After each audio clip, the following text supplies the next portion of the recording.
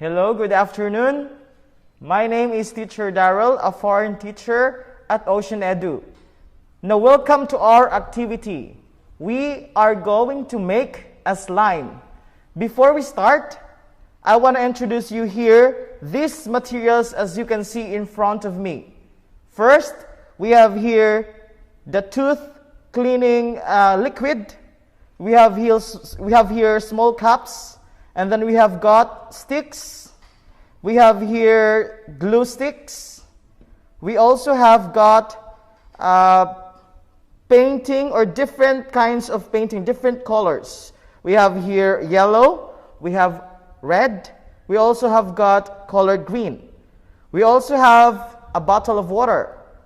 And of course, we also need the dishwashing liquid. Now everyone, are you ready?